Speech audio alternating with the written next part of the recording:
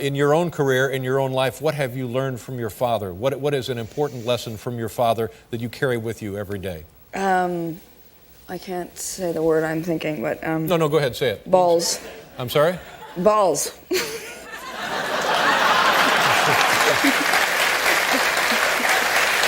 I see.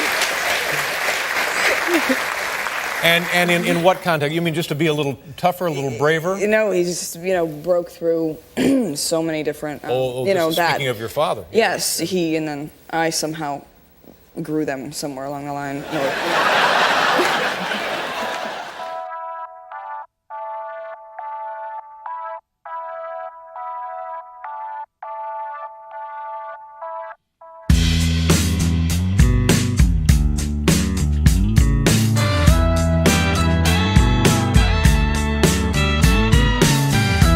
Most famous for being the daughter of American singer and actor Elvis, and somewhat living in the shadow of her father for most of her life, Lisa Marie Presley would struggle to create her own identity and career path.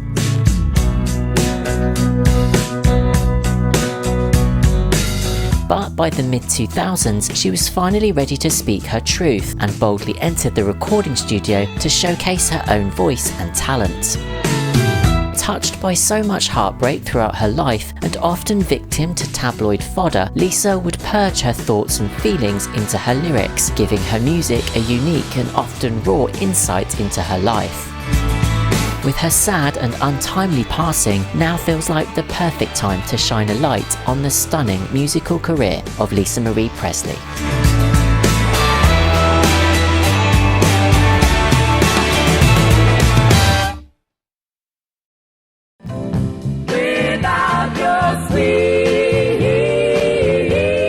Musical inspirations of Lisa Marie's came from the likes of the Sweet Inspirations and lots of soul and gospel music. Just don't go my way.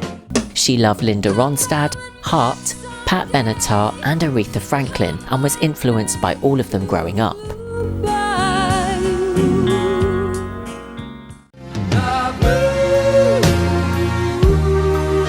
Defining albums for Lisa as she got older included Goodbye Yellow Brick Road by Elton John,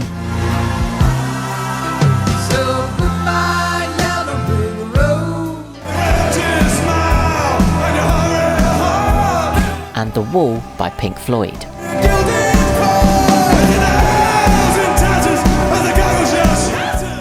Lisa Marie first went into the recording studio in her early 20s to lay down some ideas and see how it would turn out. She would record Baby I Love You, the Aretha Franklin song. Following this, she started writing original material, but stated that she wasn't committed, with it feeling more like a hobby and not something that she felt strongly enough about pursuing. However, Jerry Schilling, Lisa's talent manager, was receiving interest from record labels. Lisa did not feel ready, so continued writing throughout her 20s and was happy to keep it to herself and play to friends, but never do anything with the material. Lisa and Danny bought a house in the West LA part of town. Danny was able to build a little studio in there. The dining room actually turned into a studio. That's when they really started writing and putting it all together. He'd play guitar, piano, and she would write, and they would put stuff down. She really had a lot to say, a lot that she held in. This was the seed for when music started to become really, really important in her life and really started to take a foundation of what she wanted to do with her life. And one day I'm at the office. She calls me from the freeway and says, I want to start a career, and I would like for you to manage me. Before this time, Lisa never really performed or sang. Being who she was, she didn't have the luxury of being able to play in some bar and nobody cared. I've always told her, if you're going to go out, you have to be prepared. You can't be experimenting and playing around. So obviously there was going to be this white-hot spotlight on her. This town can be very cruel. There are no second chances or third chances. You have to be good first time around. Lisa and Danny are working for about a year, writing, putting down tracks, and then we were ready to go in to a real studio and do a more sophisticated demo in order to take to the record companies. The first time an artist has those headphones on and hears themselves, it's scary. And it was really scary to Lisa. She was very self-conscious about singing in front of anybody. She would not have anybody in the control room except for Danny and the engineer. The first song that she recorded was a cover of Aretha Franklin, Baby I Love You. Lisa calls one night to come over to the house because she wants to play her demo. She would only play it to people one at a time. One person would go in and listen and come out. She's kind of, doing her disclaimer, it's just a demo. My big fear was that she would sing and wouldn't have a voice. She played the tape for me. I was blown away. My God, she can sing. Oh God, great.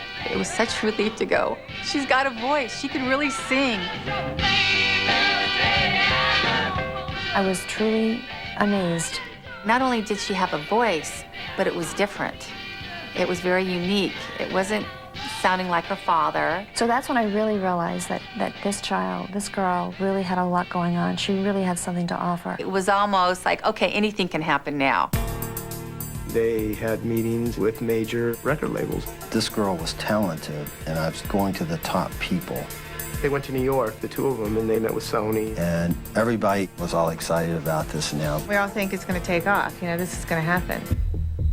While we were in the negotiations, the final negotiations, we had gotten pretty much everything that we wanted.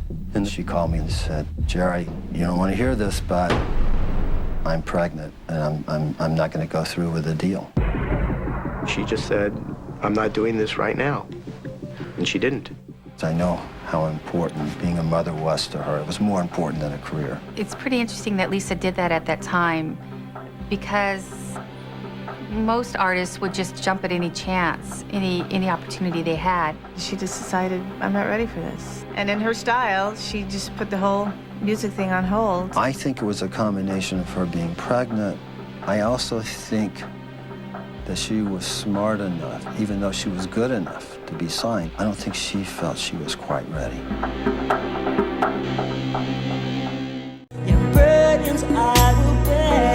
Prior to releasing her own music, Lisa Marie would feature in her then husband Michael Jackson's music video for the song You Are Not Alone in 1995. After the divorce between Lisa and Michael, Lisa really went through so much emotionally, and even physically. She was even in the hospital for a little while. Lisa got really sick after that. That can be a serious wake-up call to who somebody is inside when you're really looking in the mirror going, okay, let's get down to bare bones with who I am. She had to start all over again. She threw herself into her work. She started writing again. She started to hook up with those people that she originally hooked up with to create music. Lisa called Danny and said, I got some things I want to say, and I think I'd like to put it down. They had always stayed very close. They set up in a garage, and they just started writing songs.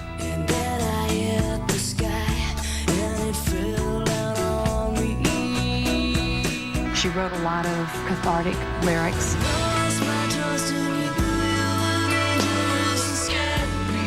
She wrote everything, just all of her feelings. She kind of purged. You could see her life coming back. August of 1997 was the 20th anniversary of Elvis's death, which we knew was going to be a big event. Lisa was thinking, what can I do for the 20th anniversary of my father's death? Kind of a gift to him, but more like a tribute actually to the fans. She called me and she said, I want to do a duet with my father. Lisa approached my husband, David Foster. He had done the music for Natalie Cole when she did her duet with her father, Unforgettable. They chose the song Don't Cry Daddy. So David did a great vocal on her and juxtaposed it with her father's voice, and it was very moving.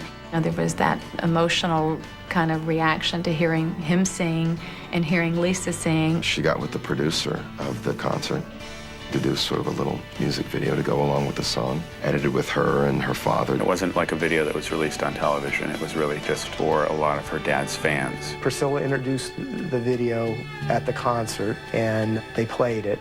Don't cry, Daddy. And the place just went nuts. I mean, it was deafening, thunderous. That night when they played it, the arena went crazy. It was a showstopper. Everybody was in tears. When the song was over and she came out on stage just to wave, I thought security was going to have problems. I thought there was going to be a riot. people like freaking out and screaming and yelling her name. I think she was truly touched with the effect that she created on these people. It was an honor for me to be able to do this tonight. For him, thank you very much, really. That's when I just knew. I was like, I don't know how long it's going to take, but the world's still going to find out. Lisa's really the real deal. Please don't cry. Yeah, I thought it was pretty emotional and timely, considering what that event was for. And it wasn't to exploit that or anything. I did it for the fans that night, and I didn't realize it was gonna, get out as much as it did. It got bootlegged and everything, which I didn't expect, but I guess I should have. No, it was just like a one-time deal, but I felt it was pretty appropriate for that. And the song was? It was called Don't Cry Daddy. Don't Cry Daddy, yeah. okay. Don't cry, Daddy. Lisa also made a video for Don't Cry Daddy, a posthumous duet with her father in 1997. This video was presented at the tribute concert that marked the 20th anniversary of Elvis's death. The video contained Elvis's original vocal, to which new instrumentation and Lisa Marie's vocals were then added. Following this, producer David Foster told Lisa Marie that she needed to do something in music. She started writing again, and record producer Glenn Ballard heard the demos, which Lisa says were really dark, but that Glenn got her and signed her. Glenn would let Lisa write for a while until she felt more comfortable channeling her thoughts and crafting her lyrics. Children always first to feel the pain and the hurt, the worst is close and high. It just don't seem right. It just don't seem right. 'Cause every time I cry, I know it hurts my little children's soul. I wonder, will it be the same tonight? Lisa's lawyer told her, I've got a guy that I want you to meet. His name is Glenn Ballard. She actually did sign with Glenn Ballard on his label, which was Java Records. And at the time, it was with Capitol. When Lisa first went in to start recording for her album, I'm sure she was nervous. Her emotions were running the gamut. I knew the shoes that she had to follow. For any child to follow Elvis's shoes is not it could be a curse. All the critics are waiting to accuse her of riding her father's coattails. When you have a father who's an absolute icon, you know you're going to get compared, you know you're going to get slaughtered by the press no matter what you do. On some level, she can't succeed. They might as well just tack her up on a cross. She didn't want to draw on her father's fame. Lisa wanted this record to be hers, her own sound. She was really searching to find her voice, lyrically, musically, emotionally. I heard a great voice in there, but I didn't really hear a musical direction. She floundered a little in the beginning, and that necessitated going through a few producers. She took advantage of those times to really figure out what style she wanted to really gravitate towards. Her songs went through a great progression. There was talk of would the record ever come out. By the end of 2000, Lisa had easily an album's worth of songs, but I think that she was just not quite satisfied yet. Lisa came to my office and she said, I really want to rock, and I want this record, to have an edge to it, and I don't think I'm necessarily getting that edge. She wanted to be taken seriously and not be another pop princess or something that everyone expected her to be. The first time I heard the record, I thought the songwriting was great, her performance was great, but somehow the singer wasn't the most prominent thing. The record sounded confusing. It seemed like a lot of ideas had come together, and it needed some kind of editing. And that's when the record got cut over. It got cut over again for the third time. Eric Ross was able to really tap into her vision of what she really, really wanted. As we started working together and she liked some of the music that was unfolding. Keeping some dirt under the fingernails, keeping it raw. I just kind of saw her shoulders relax a little. The smiles were a little bit wider. Lisa said, this is it. This is it. I want the whole album to be just like this. I'd listen to these tracks and go, oh my God, this is incredible. I knew that she'd found her style. Lisa finally, in 2002, was going, we got an album. we got an album. For her debut studio album, Lisa would collaborate with renowned producers Eric Ross and Andrew Slater. Eric Ross was most prominently known for his work with Tori Amos on her albums Little Earthquakes and Under the Pink, whereas Andrew Slater had recently produced Macy Gray's 1999 hit album On How Life Is. For the album, Lisa would be the sole lyricist, bar one track, The Road Between, a co-write with Gus Black. Additional work on the album came from Glenn Ballard, most notable for working with Alanis Morissette, Cliff Magnus, whom had worked on Avril Lavigne's 2002 debut album Let Go, and multi-Grammy-winning Canadian musician, producer and songwriter Greg Wells. The album would be released by Capitol Records. A song Lisa wrote about ex-husband Michael Jackson, entitled Disciple, was cut from the album just prior to its release.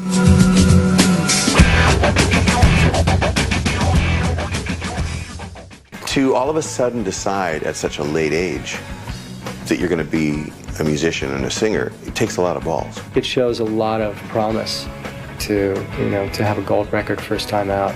Whatever is thought of as cool or whatever, I hate it immediately. My whole life has been music. Everything's been music for me. Anything that's it saves me. It gets me through everything. There's always a song or whatever. It's always been my release. I always had a studio in every house I've lived in, and every time I'd go through something, I'd write whatever that was about. But I would just do it sort of for my own reasons, to outlet whatever was going on. When I had gone through enough in my life where I feel like I needed to let it go and let people know who I really was through that, then I did that at the right time.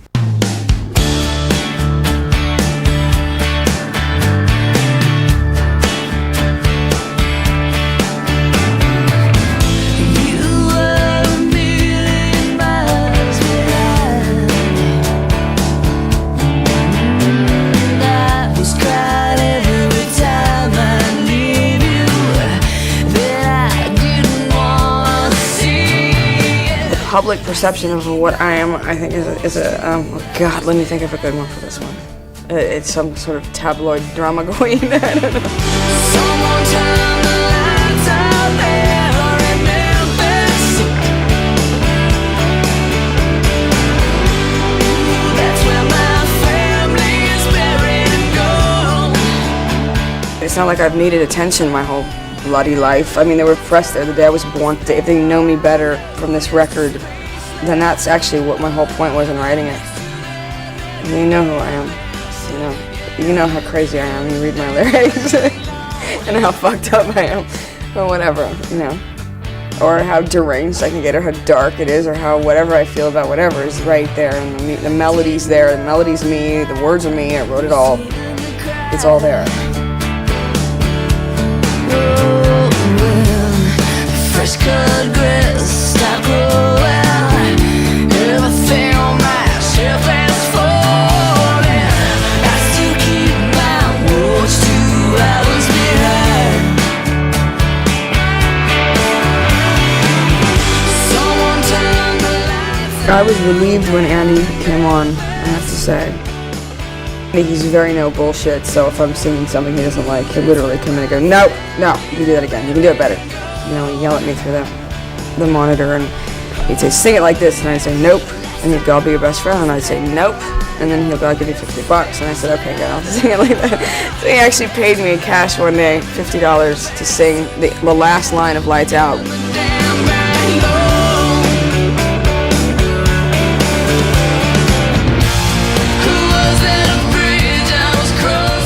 I never wanted to write a song ever about anything indicating my genetic code whatsoever, or my background.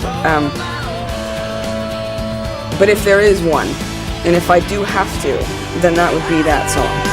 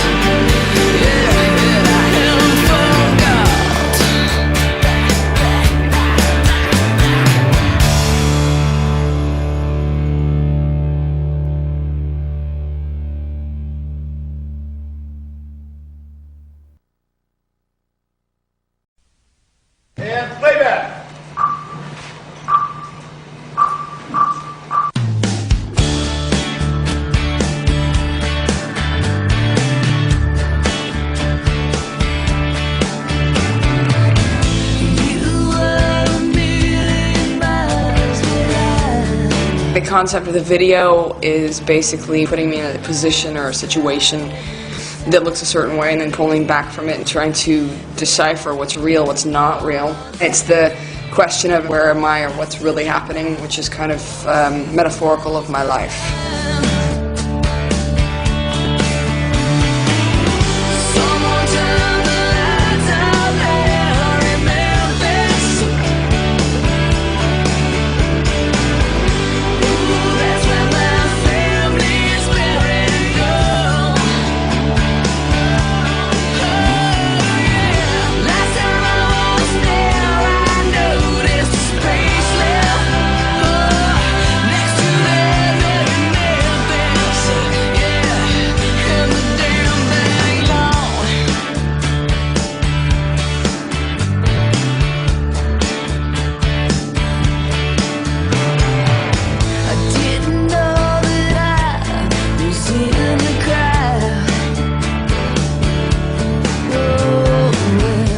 They closed me in the room of mirrors. The camera could see through the mirror, but I couldn't see anybody or it or anything. That made me very nervous.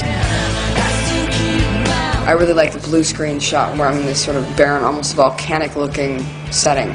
You pull back and you see what I'm really doing.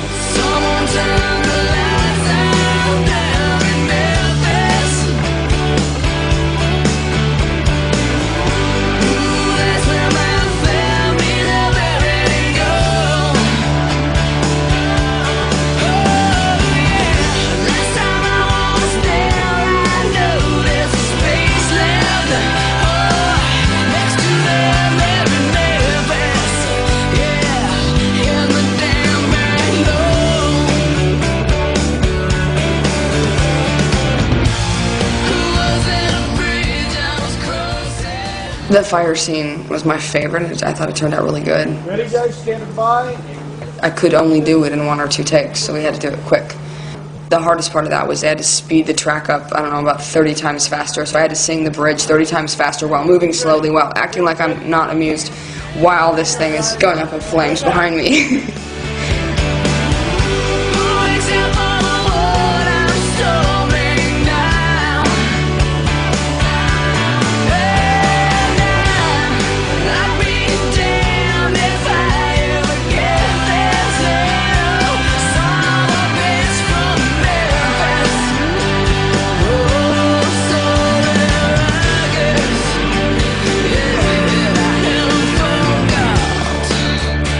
I just kind of went with the whole thing.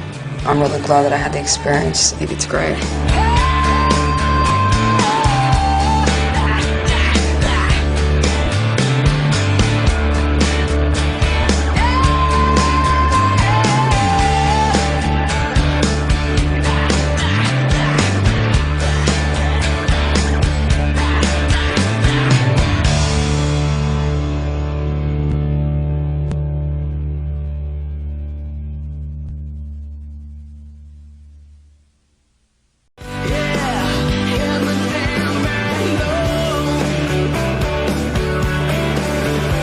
I do like Lights Out.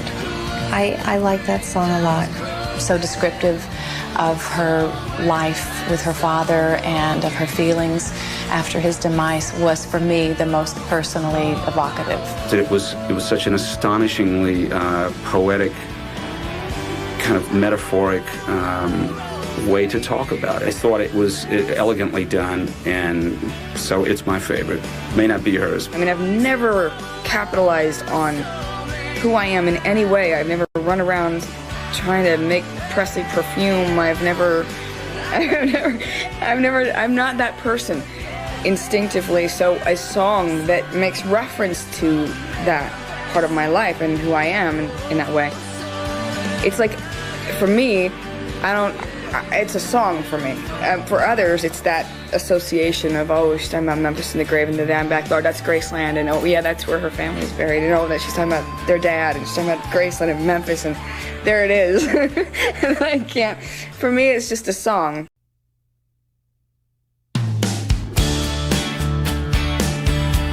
On the 10th of February 2003, Lights Out was issued as the lead single from her debut album. Lisa originally did not want to release the song as her debut single. Her concern was that it would go against everything she was attempting to do with her music, which was to make her own thumbprint. But she relented as she believed it could help clear the air. She co-wrote the song with Glenn Ballard and Cliff Magnus, and it was produced by Andrew Slater. The song received positive reviews from music critics, with several reviewers comparing Lisa's vocals to those of Cher and the music to that of Sheryl Crow. Commercially, Lights Out peaked at number 14 on the US Billboard Bubbling Under Hot 100 chart and achieved top 40 placings on 2 other Billboard charts. Internationally, the single reached the top 30 in Australia, Canada, New Zealand, and peaked at number 16 in the UK.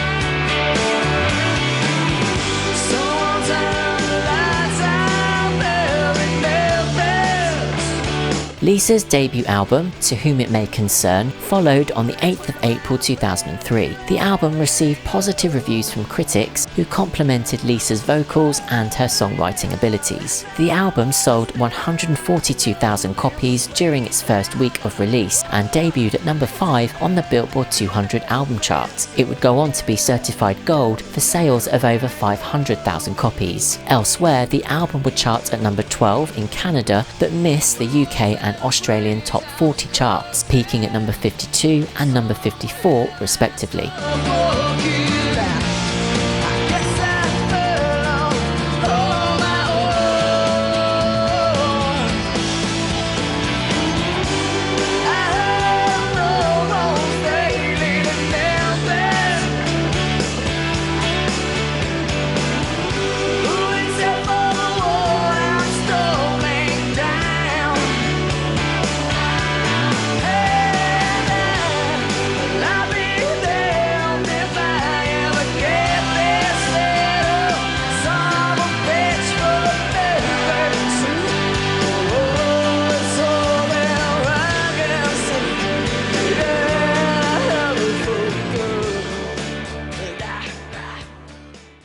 My whole life has been music. Everything's been music for me. I mean, anything that's, it saves me. It gets me through everything.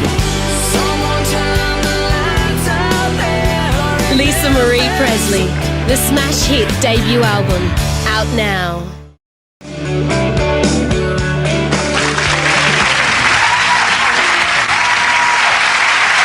Set fire to the car. Thank you. Oh, they did actually blow that car up behind me. Well, that's just dangerous.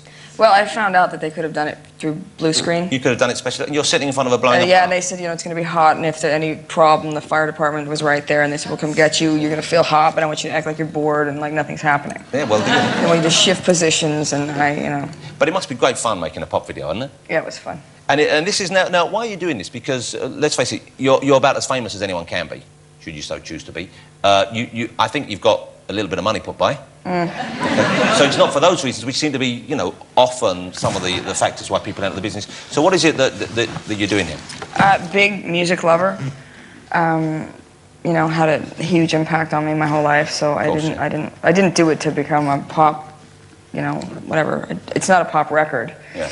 But I just sort of needed to do my own thing, whatever, my way, I guess. What must be tough for you, I would have thought, is that, essentially you're entering the family business here. Right. Okay? Most people get compared to what their parents do. You're going to be compared to the greatest rock singer who ever lived, an iconic figure of the 20th and 21st century, and that's tough. I mean, that must have been something you were aware of when you embarked on this. Yes. Not, I might have underestimated slightly, but I couldn't think like that, otherwise I'd never do. I didn't want to live in fear. The second and final single would be the track Sinking In, released on the 30th of June 2003 as a single edit. Sinking In would fail to chart, and Lisa would go on a small promotional tour for the album before the campaign would come to an end.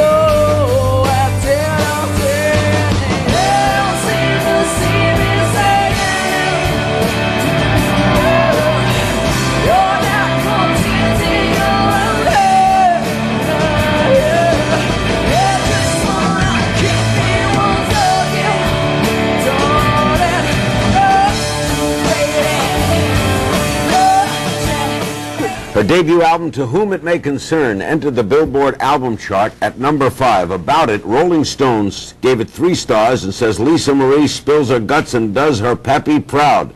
Rolling Stone said if she lives up to the potential shown here, the King of Rock's daughter has a chance at becoming her own rock queen. Have you always sung? Since I was 20, 21, but not for anyone, you know, just sort of to get myself through things. So why now? It took me a long time to have a real purpose in doing it. Use the record as an outlet, a vehicle, didn't really like attention on me for a long time. So this has been like, you know, me having to come to terms with the idea that that was going to happen. And being ready to fully dedicate myself took, you know, a long time. And to sort of develop as an artist, a songwriter, not do it in front of everybody and sort of... You write your own songs? Yeah, I wrote the whole record. I mean, co-wrote, so... I've heard about half of it. It's terrific. You have a lot of talent. Thank you. Your band is called LMFB? LMFP. LMFP. Yeah. LMFP, that's right, LMFP. Doesn't really stick in my... LMFP, what does that stand for? Can I say it? Yeah. Lisa Marie Presley. She's still calling you, I'm still calling him. Can we do this? Here we go again. The package, the baggage.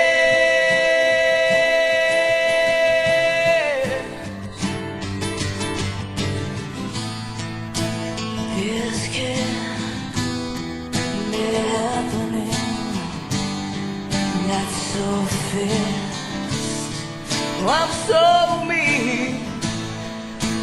I can't stay indifferent. 'Cause I know the outcome. I want to feel like I'm contributing. I can't just live, you know, I don't exist well just being famous or just being a celebrity or being recognized or being in the, you know, rag mags or whatever, you know, that doesn't give me any sort of satisfactory feeling inside. I want to feel like I'm contributing to people. Lisa Marie credits me, probably wrongly so, of being the impetus for her to really get going, because she was playing me some demos and she was like, no, I don't know, this, that, and this, that, and I think I said something to her like, look, the microphone comes past once, okay? And right now it's right there for you. You either speak into it or you don't. Then it moves on and you're done. So get with it or don't get with it. And of course she got with it in a big way. Do you like the lyrics? Yeah. You got it now? I figured it out got now. it now, thank you. Her soul would have never rested if she hadn't have done it. When Lisa was ready to record, she sought out the best producers in the business. So the big question for any artist is, what are your goals? Do you just want to be famous? In this case, it didn't matter because she was already famous. And how willing are you to accept criticism or direction or encouragement? And I got a resounding sort of affirmative to the idea that she really did want to express herself. To Whom It May Concern was an album in progress for about 5 years. I think that one was the same thing that it is to me now. Music is music, it's just always affected me. And I wanted to be able to try to affect others with it. She could be very poetic, and I was always striving to at least make sure that that poetry was in the service of an idea. When you really get to the place where you're telling the truth in your writing, one feels much lighter when it's done. To Whom It May Concern was very obviously a relationship saga. It was mostly about working through all the various relationships and making sense of them. Sometimes with a lot of anger, and sometimes with forgiveness. This is her writing and her music and her words and her feelings are very much her. She's got it, you know, she's got what her dad had. And she's either got something else too that I think you will be shocked and excited by when you see it. Very sultry, very, very sexy tone. One of my favorite tones in a voice. The music really has to fit around that properly to accentuate and to support it. She's got great style, and you can't manufacture that. You can't do it with Pro Tools, you can't do it with auto-tune, you either have the great tone and style or you don't. To Whom It May Concern came out to positive reviews and eventually went gold. Lisa didn't have very much of a ramp up with the first record. I had to sort of stumble my way through everything. You know, talk shows for the first time, you know, this, that, live, people staring at me, people looking at me while I'm singing, which I had never had before. And in the end, I kind of forgot why I did it all, because it was just like, can you stop with this? Like, do I have to... At first it's live and Good Morning America first gig, and then, you know, America, not just Good Morning Wichita, but Good Morning America. So I'm like, can we have some kind of ladder here? And then I go from that to, like, you know, other talk shows, to this, to that, to, okay, now you're going to do Divas Live, and you're going to do a song that you've never sung before in your life, and you're going to be on stage with all these amazing singers, and I'm going, okay, I should have played small clubs for a while, you know, and done it the right way. Performing is essentially a lot different from making a record. I mean, you're making a record, you're in a relatively hermetically sealed environment, and everything sounds a lot better. With touring and hotels and sound checks, and maybe every venue is different. I'm not sure that that's enormously appealing to her. And then at the end was when I actually got to see, when I was on tour, what it was all about, which was people were coming to hear the songs. Yes, there was a few, you know, gawking factors, you know, particularly at casinos. If we had to do casino shows, you know, they just get a free ticket and they think, oh, Presley, so, you know, I'm going to come watch her. Or, hey, maybe she's going to wear a white jumpsuit, or I don't know what they're thinking. But, you know, they basically kind of come, and that tends to be when that's high, but those gigs pay a lot, so they help pay for the tour. And that was the one time I went, okay, this is not fun. But it is fun to see people in an audience singing my songs, and knowing that by the way they're singing them and by their expressions on their faces that it has moved them and they know them and they're serious about it. Those faces make me continue. I think it shows a lot of promise in terms of her career to have a gold record first time out. I think she wanted to do another record because she really likes writing and singing. You know, has something to say. And is very much motivated at a core level to do that.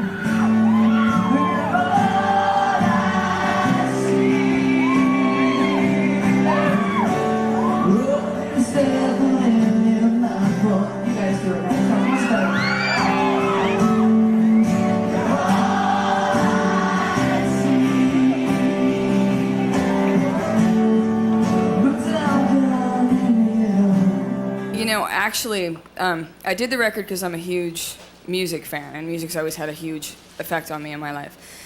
And I just maybe naively thought I'd put a record out and see if it would, if I would affect others. And I kind of, through that whole episode, at the end of the first record, like headlining my first tour in the U.S., realized that I had a huge fan base, and I had in fact done that. So, by the letters and the stories and whatever from my songs, inspired me to go on and do the second record, because I realized I sort of accomplished my goal.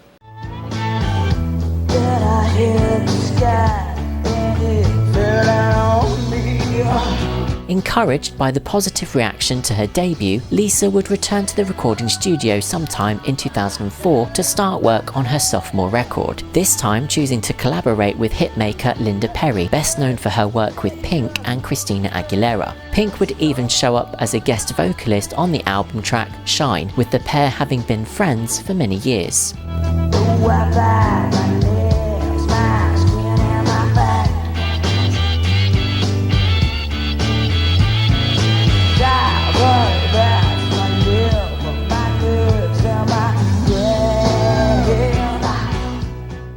She cut right through the bullshit, and there was a lot of truth in her eyes and her energy, and they're just, she wasn't like, hi, it's so good to meet you. She's like, yeah, whatever, let's talk. I'm like, yeah, I like you, I can relate.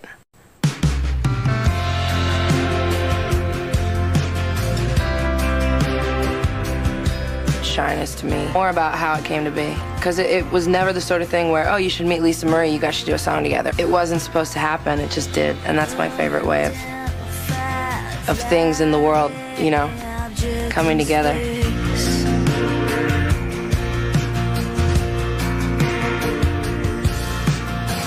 She just was singing this beautiful melody, and I heard these background kind of counterparts, and I just started singing. I was waiting for her to kick me, tell me to shut up, because it was her song. I just didn't shut up, and she didn't kick me. And to me, the most important line in the song is, I take care of the vultures with a glass of wine. That's my favorite line, and it's probably one of my top 5 lines.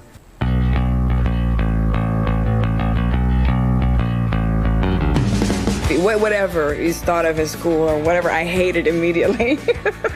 So I have to say that I do come up with my best songs when I'm angry at that subject. A lot of them were on the last record, and funnily enough, people thought that those were about relationships, and 9 out of 10 they weren't. It's, usually me like raising my middle finger to ideas that I don't like or agree with, or groups of people, or a group thought.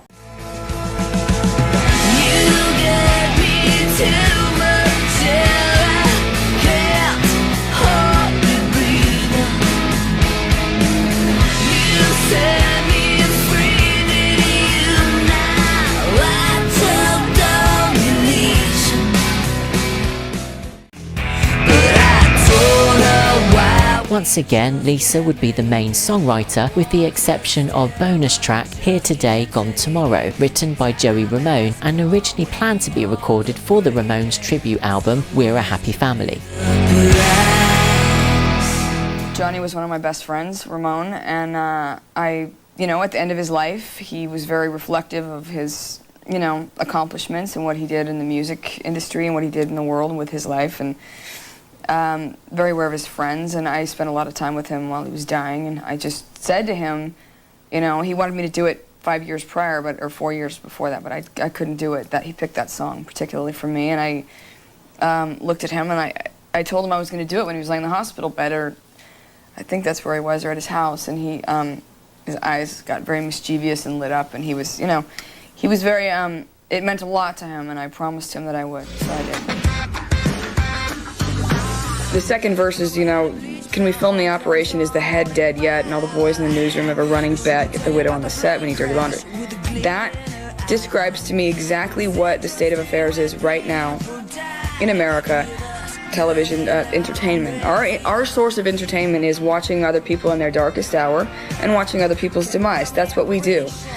And I think that that's what that song is about. That's why I picked it, because it's so out of control right now that that it's an important subject matter to bring up, and in the video it will be shown that that's what I'm talking about. I'm not talking about myself. I'm not saying, oh, I'm a whiny, woe is me, I'm a celebrity and I'm so upset because there's cameras. No, I don't like them when I'm not asking for them, but that's not at all the reason that I did this song. So I just didn't want that to be misinterpreted in any way. I enjoy the fact that it's kind of more of a funk version of the song, and it's kind of gritty, and I think it matches her voice really well. I'm curious if Don Henley has, if you've heard from Don Henley yet. I have not heard. No, I haven't heard. No. No. Does it surprise you that, like 22 years after that song is written, our culture is even more so geared toward that element of entertainment? Yeah. I mean, it does. It's just, it was so, dominating then, and obviously he felt the need to write the song at that point, which was the early 80s, and we have come such a long way with what our entertainment is and crap, and sensationalism and stuff like that, that I felt that it was a great cover and, a good subject to reintroduce to people, because it's, and then funnily enough, while I'm promoting in the United States this record, it's like I explain the whole thing, why Dirty Laundry, and I'm basically like, why not? And then, and it's not about me particularly, but they understand. They say they understand it and they get it. And then when I'm done with the interview, whatever they've, then they've done this song. They're sensationalized. The caps are crazy and not at all what I said or taken out of context. And it's like it's just going over people's heads, which is kind of funny. I make my living off eating news.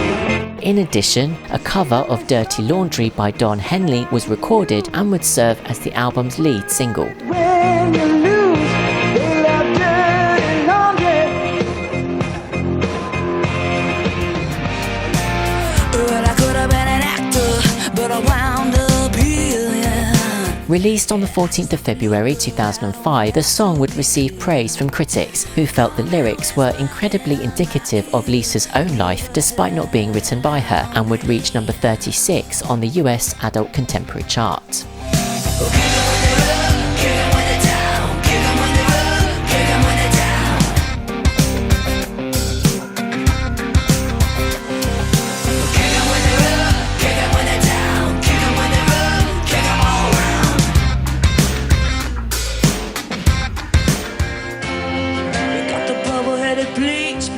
Comes on and by.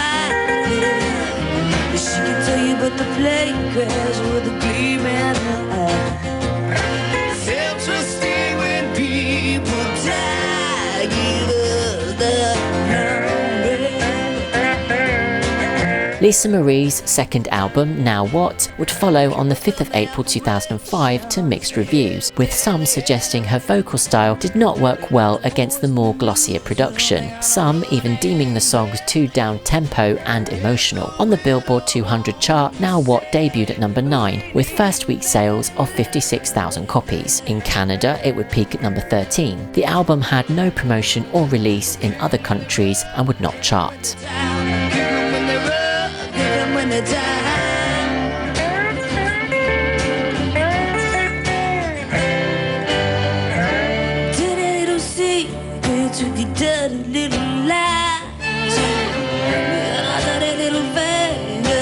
Everybody's pie. We love to cut you down to size. Give us dirty laundry.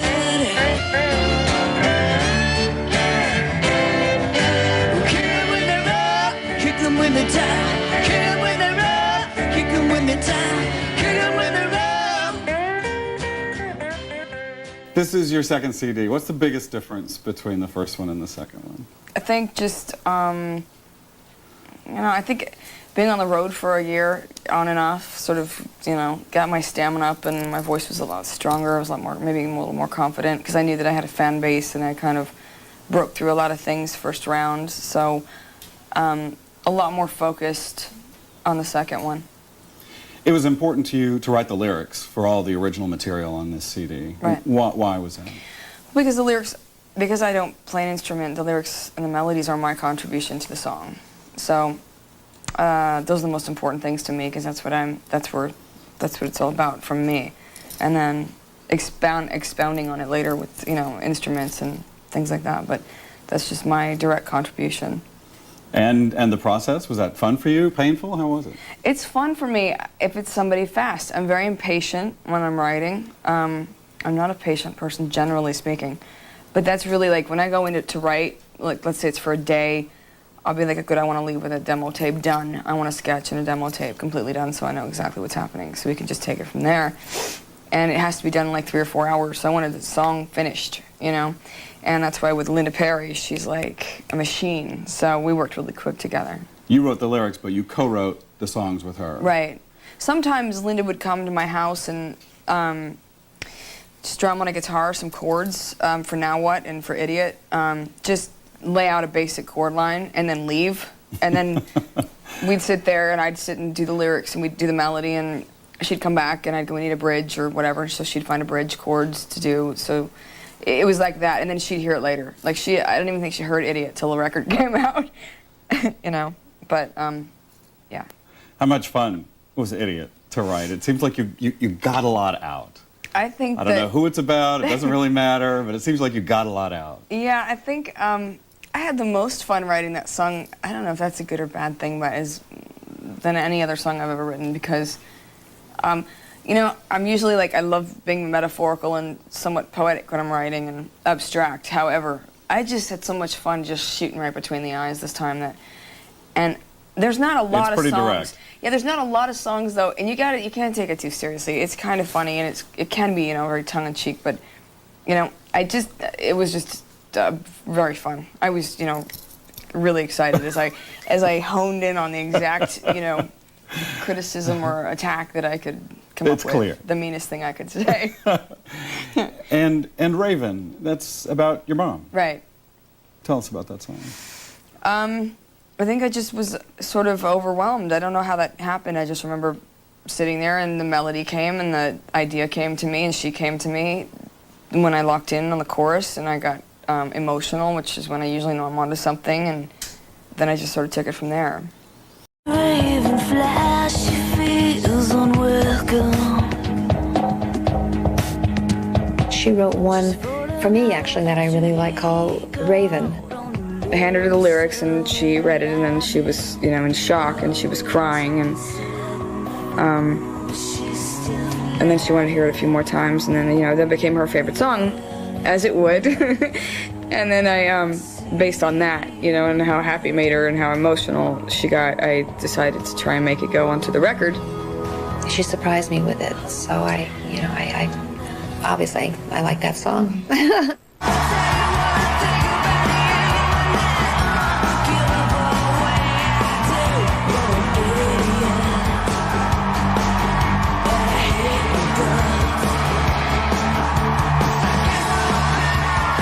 I feel like anybody could relate to that song, whether they like it or it's too mean or it's not nice or it's whatever it is. It is. It's not nice, and you're not always gonna feel nice in life, and you are gonna be angry, and people are gonna piss you off. And yeah, I think that people would be, you know, if you really want to hear a good angry go to hell song, that's a good one. It's irreverently mean. Yeah, it's really mean. Please remember me forever. Believe in me as someone who's never gonna wish you well. The track Idiot would see a release in radio edit form on the 19th of July 2005 and was noted as being one of the most commercial sounding tracks on the album. A song co-written with Linda Perry, the track would fail to chart.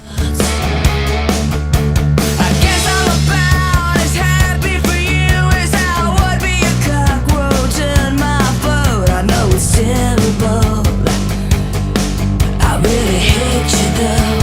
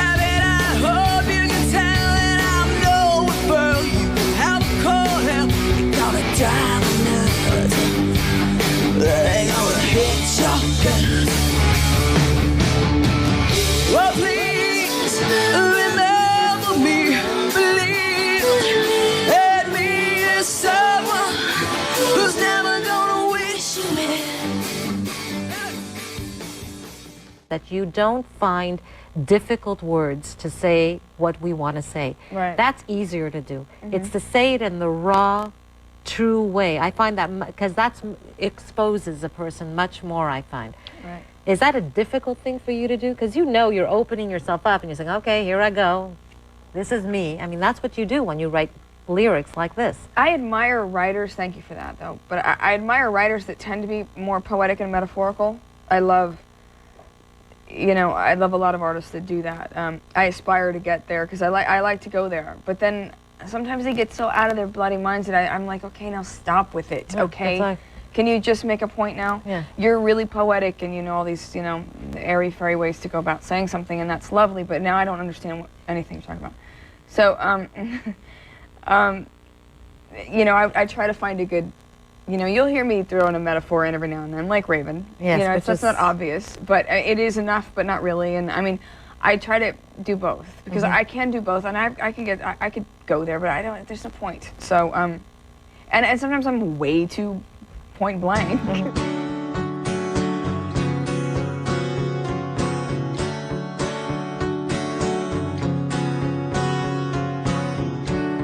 Imagine it. I cannot be comforted at all. It be said. I went from crowded to the born out this.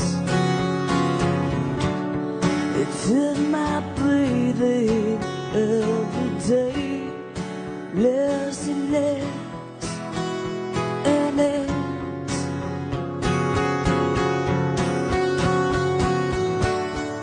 Hey, you wore me out. There was nothing left for anybody else. Said you're the last issue that anyone expected could put me through that. Yes, you.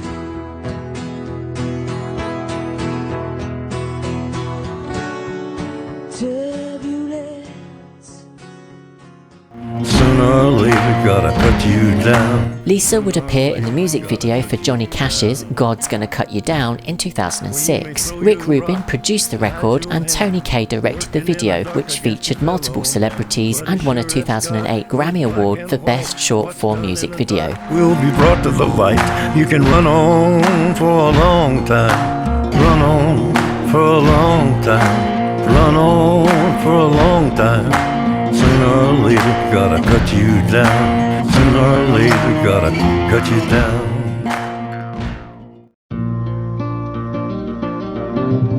The single In the Ghetto was released in August 2007. Elvis had originally released the track in 1969. In the new version, Lisa duetted with her father. The video, simultaneously released with the single, reached #1 on the iTunes chart and #16 on Billboard's Bubbling Under Hot 100 singles chart. The song was recorded to commemorate the 30th anniversary of her father's death. 'Cause if there's one thing that she don't need, it's another hungry mouth to feed.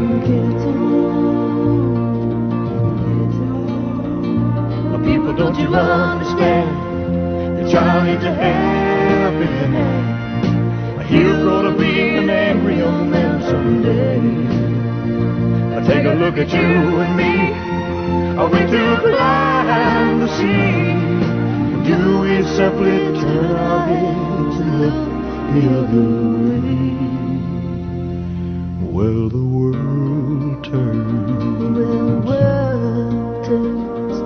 And a hungry little boy with a ruddy nose plays in the street as the cold wind blows in the ghetto. And his hunger burns.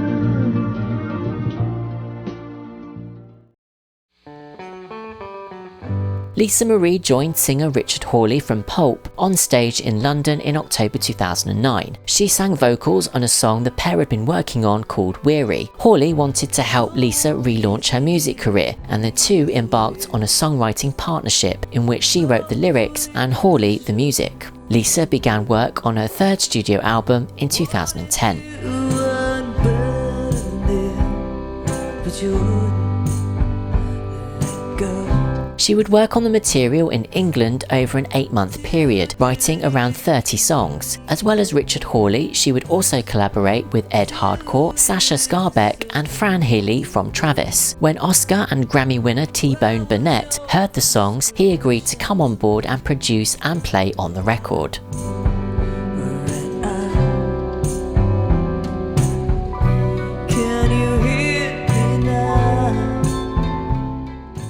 He is thrilled with this record and everything that you'd written. Was it great to work with him?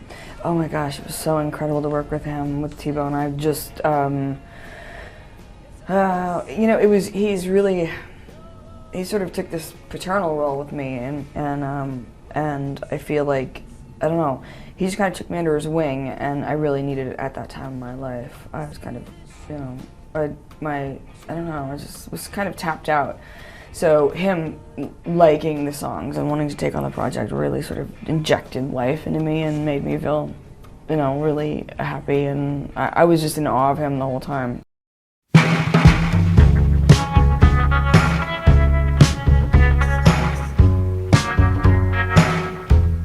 My manager, Simon Fuller, has sort of a base over there in England, so I went over there and moved there for a while, and he let me have so much freedom. Lay down the law, don't make a sound, just critical, just going down.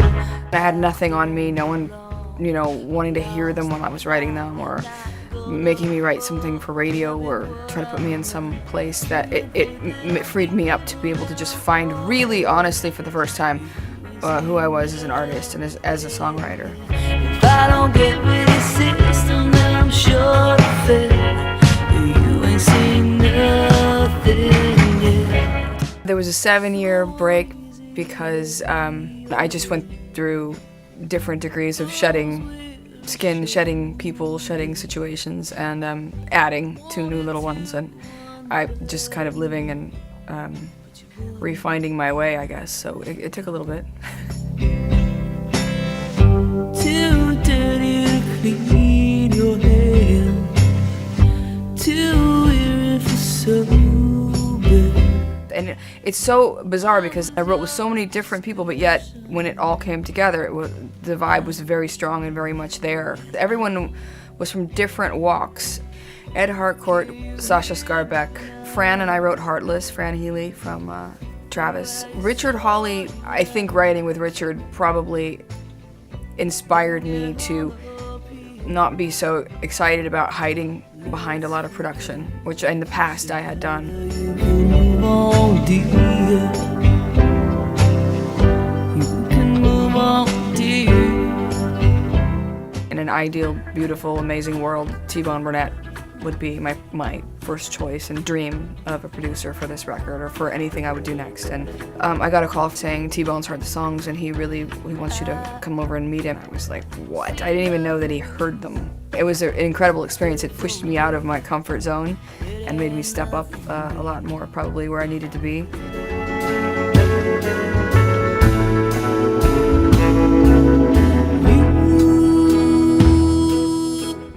With rock writers, with pop writers, with singers, with artists of all walks of life, and this record just naturally evolved in all of that on its own. Your storm and your grace.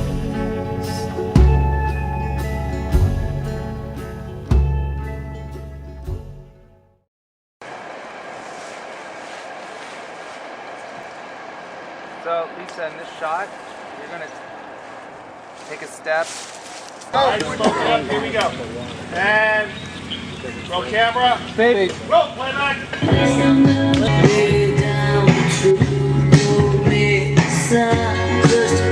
Lost light of mythical, not what I thought. So, Lisa, in this shot, you're going to take a step.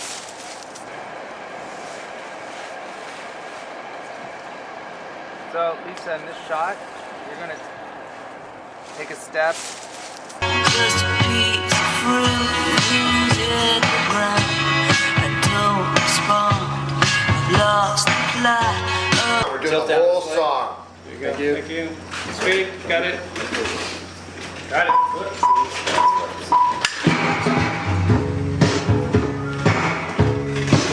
Search the room when she's not searching. That way.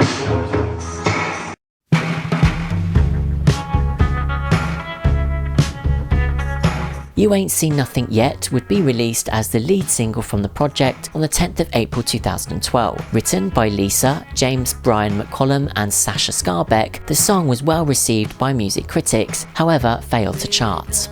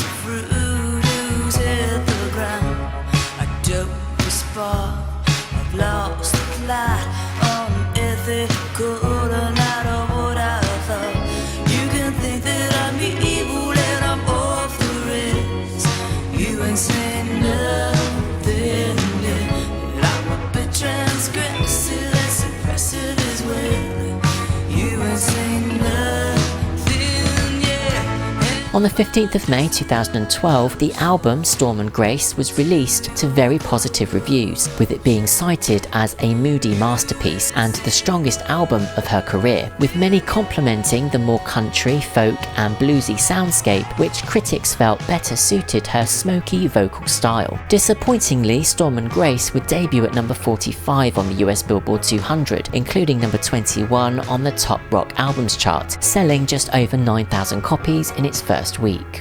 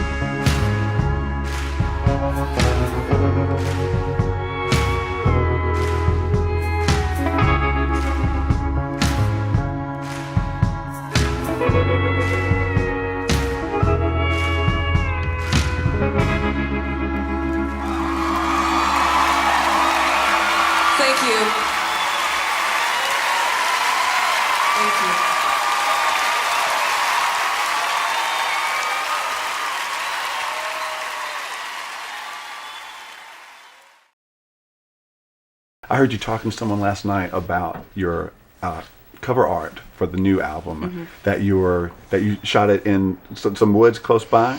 Yes, right over the white fence, behind the church. Right. So that's just on the north side. But on the album, I saw the images that were on the posters last night. It looked like you're just sort of in the middle of nowhere. That's just right here in Graceland. Yeah, it's right in the woods. It's right. There's a little road behind Graceland that goes up to the back. Why did you Why did you choose that? I mean, of all the places in the world. Because I was never allowed to go over there. There was always kind of forbidden, and I don't know. It was winter and it was woods and it seemed like it went really well with the whole body of work of the album. I was never allowed there because it was kind of creepy over there. It was also public property, so anybody could be there in the woods, kind of lurking. Yeah. Gotcha. So I was always protected from going that way. And anyway, it's nice to just be able to run free. Just doing your thing in the trees. There. Kind of just sticking it to the man. Right. Yeah. Cool. The single that I heard of you guys chose for the single, I really enjoyed all the songs, and the lyrics were they're profound and artful and tasteful. There's a lot of inspiration I was able to glean. I was sort of able to put my own story on your story. But the main single, like the thing that's going to be presented first, You Ain't Seen Nothing. You ain't seen nothing yet. That's a statement. And last night you told me you didn't feel like that was a confrontational statement. But what is that statement like to the Elvis fan? Let me put it like this. To the Elvis fan who's diehard, and for the past 20 years, they've loved Elvis, and they do not know that they're about to become just as diehard for Lisa Marie Presley, and just one song. What is that? How is this going to reach the public who doesn't know you that well yet? I don't know, but what you said is very important to me about, you make your own story when you hear the song. So I don't tend to, that's an important thing for a songwriter to be able to do, regardless of who I am and where I came from. I mean, just that I can write a song and have someone make it their own somehow is really important to me. That's just kind of what I do, and it reaches people, and it makes them make their own story, and that's all I can hope for, It's a connection. You're just you're making yourself available to the listener, and you're letting them connect. I'm writing. It's like I'm writing. I take whatever my perspective or what I've heard, what I've seen, what I'm thinking, first, second, third person, literal, metaphorical, and then I labor over lyrics for hours and hours and hours and phrases, trying to make it so that it's universal for everybody. So if anybody listens to it, they can feel it, because that's what's important about music.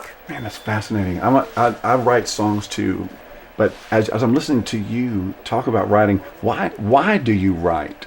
You've written all your life. I watched you in an interview saying when you were your kid, you kind of journaled. You just have always written. What is that? Why do you do that? I don't know. Because the one, I mean, I'm kind of, I don't know. It's some kind of a therapeutic thing for me. Rory, definitely a night that this Tuesday night Opry crowd won't soon forget. They had a chance to witness history in the making as Lisa Marie became the latest Presley to play the Grand Ole Opry.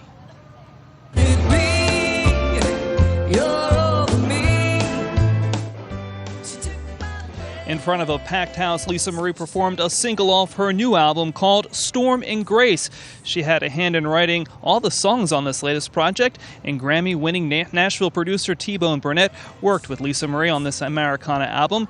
She actually wrote the songs in London. Now, her father, Elvis, played the Opry back in October of 1954 when the Opry was at the Ryman. Now, she did play that stage during a Chris Isaak concert 10 years ago, but this tonight was her official debut on the Opry show, and Lisa Marie knows what that means, and she admitted to dealing with a case of the nerves. I'm just really proud that I could be here. I know what a big deal this is. I mean, I'm actually more nervous about this than doing American Idol. Last year. So I just, I understand what it's all about, and it's an honor. In May, after a 7-year hiatus, the singer launched her new assault on the charts with the album Storm and Grace.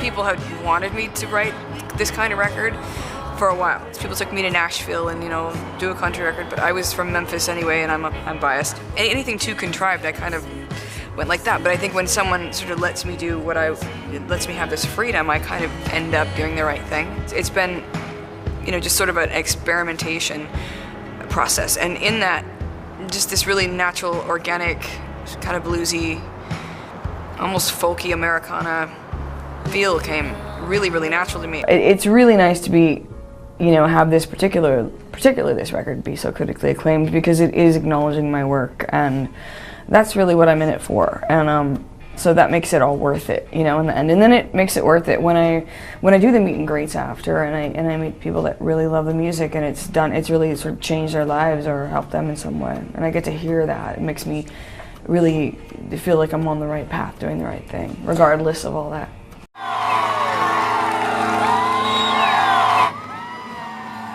Over Me was released on the 15th of July 2013 as a promotional single, following Lisa's recent live tour of the Storm and Grace record.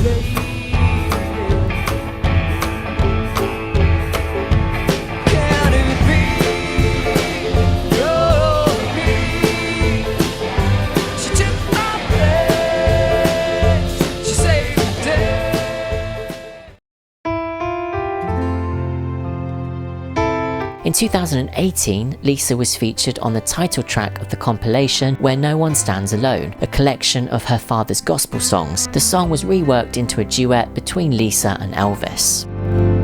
Once I stood in the night with my head bowed low in the darkness as black as could be, and my heart felt alone, and I cried, oh Lord, don't hide your face from me. Hold my hand all the way, every hour, every day, from here to the great unknown.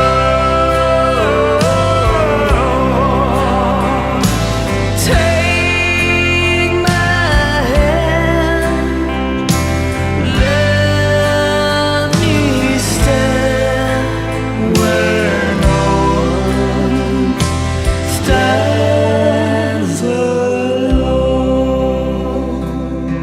Lisa's world would be shattered when her son, Benjamin Keogh, died by suicide in July 2020, and she would step away from the entertainment spotlight, seemingly putting a hiatus on her musical career. With great riches to call my own.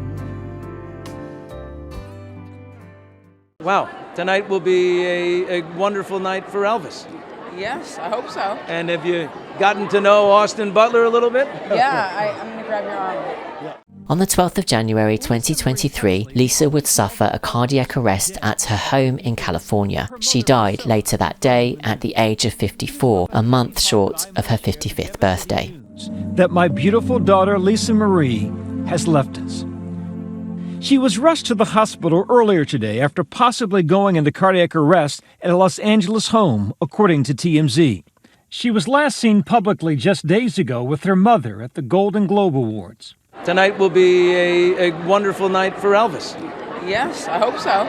Lisa Marie Presley was born in Memphis, Tennessee in 1968. Her parents divorced when she was 4.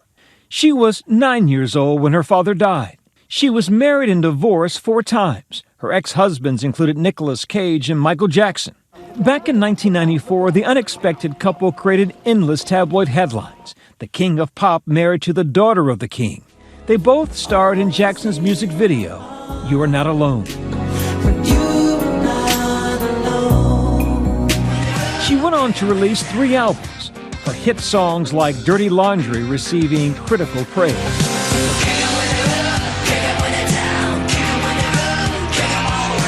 She also sang an emotional duet with her father 40 years after his death, recording the song Where No One Stands Alone.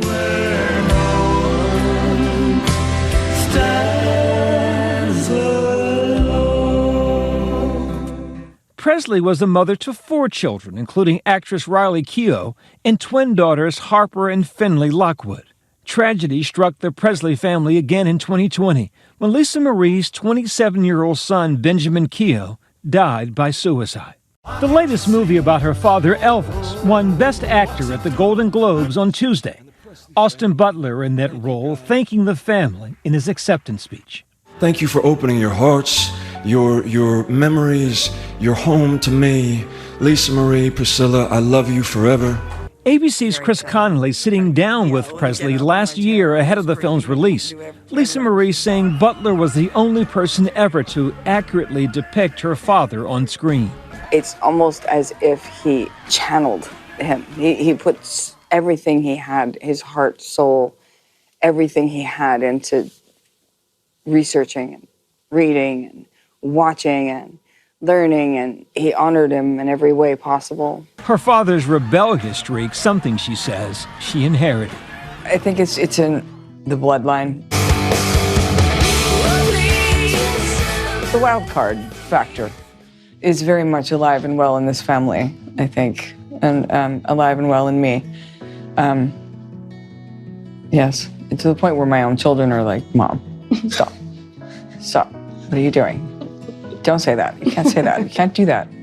Her mother, Priscilla, saying tonight, she was the most passionate, strong, and loving woman I have ever known. Joining me now was Chris Connolly. Chris, you've covered entertainment for a long time. You know that beat better than any reporter I know. You interviewed Lisa Marie this past summer at Graceland. First, just your reaction to her death. I almost can't imagine the words that Lisa Marie Presley is dead. I remember her really like from the moment she was born. She's been a part of American life since the day she was born in 1968, almost like American pop royalty, like someone like Caroline Kennedy almost, in terms of the way people felt about her and wished the best for her. Coming into a life that was enormously challenging as the daughter of the king of rock and roll. And so that this life would end so suddenly after a time when I think she felt some great joy after a period of deep personal tragedy is heartbreaking. I loved how you phrased that, this daughter of American music royalty. She, as you said, she lived such a public life with the ups and the downs, the suicide death of her son in 2020. And then it seemed that the Elvis family was enjoying a renaissance of sorts with the success of the movie. How did she weather those ups and downs over the years of her very public life, you think? Well, I think it was challenging. It would have been for anybody in her position, and I think it was challenging for her. I spoke to Linda Thompson once for Nightline, who was affiliated closely with Elvis for a number of years, and she recalled receiving a phone call from 9-year-old Lisa Marie on the day Elvis died, saying, "My daddy died, my daddy died." And you can imagine what that must have been like for a young person. And so I would say that Lisa Marie stayed out of the spotlight a fair amount. We didn't see or hear that much from her. And then we began to hear more about her as her personal life became a bigger topic of conversation. She got married and had children, and she had some high profile relationships, certainly. But in the last couple of years, we talked about her kind of carrying the mantle of Elvis Presley. It was really important to her that this new film, Elvis, respect Elvis's debt, the debt Elvis knew he owed to black music. And in her conversations with Baz Luhrmann, its director, she really insisted on that as a key part of Elvis's legacy, that he was fully aware of the debt that he owed to the black music he'd grown up with, as a child. And so she went into this film with great terror and trepidation and came out of it really joyful and happy. And her desire to be protective of him was very compelling. This from someone who had a vivid memory of being with her father when he would perform in Las Vegas, of holding his hand as he would walk along, the edge of the stage, and then being given back into the audience to watch him perform. Lisa Marie told us, "I know he was my father, but I cheered like any fan. It was just that exciting." And so she was experiencing this kind of renaissance for Elvis, and it makes it all the more heartbreaking that she would pass now. If I screw it up, I'm going to start over. Ready?